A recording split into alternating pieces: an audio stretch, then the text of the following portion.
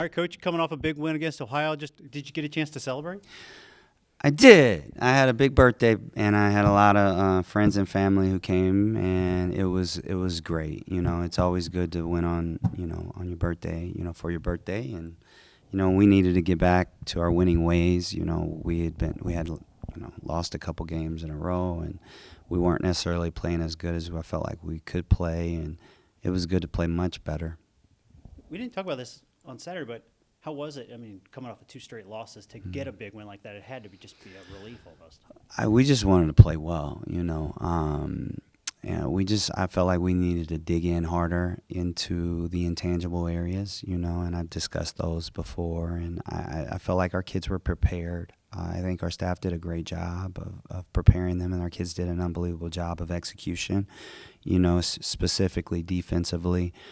We were able to capitalize on some things that they like to do offensive or defensively for us offensively, and it just kind of all worked out. We got off to a slow start, but it happens, and once you get your footing, and I think our kids started to build confidence as the game went on, and they played hard. Our kids played really hard, and I was really proud of them.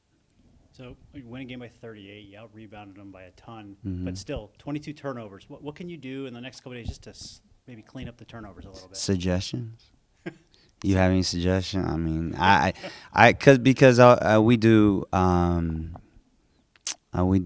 lot to not do that, and we still sometimes are reckless or careless, and our kids know it. We work on specific passes, specific things all the time, and they're more than capable. They show it in practice, but unfortunately, we still struggle at times. The game before, I think, it was probably our season low, which was really good. And so we're kind of up and down, but at least, now we're having some good stretches. And I think that our kids are doing the best they can.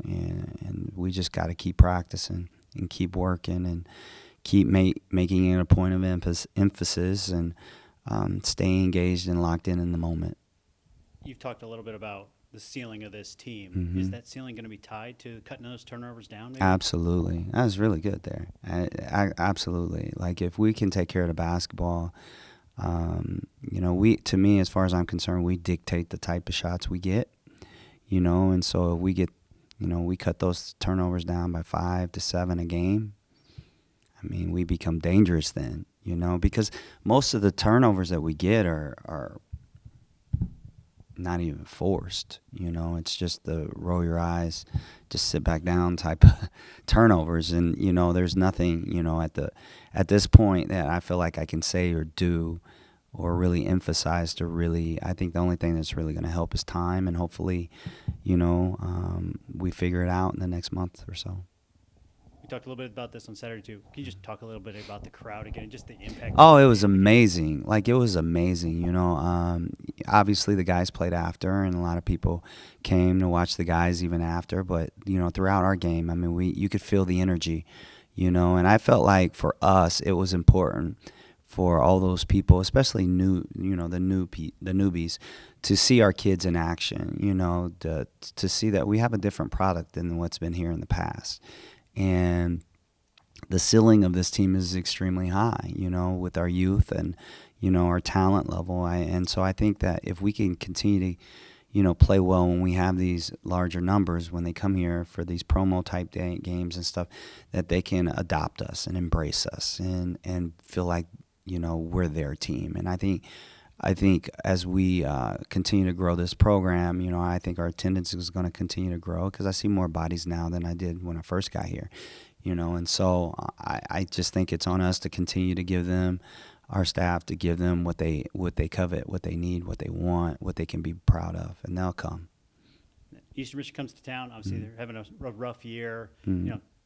Record, see the stats, all of that. How do you make sure that the players really stay locked in with a game like this? Well, I just think that we just remind them all the time, like, we're playing for something, and there's no room for error. We dug ourselves a hole, in this season, and we want to get to Cleveland, so we can make some noise in Cleveland. But it starts now, and we have to capitalize on every opportunity. Eastern Michigan's a dangerous team. They have a really good player.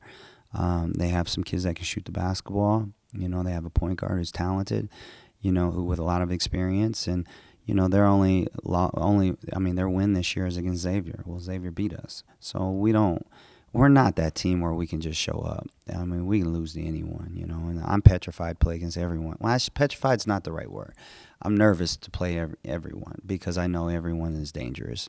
And I just think that we need to show up in a big way, come in, take care of business, very much like we did Ohio.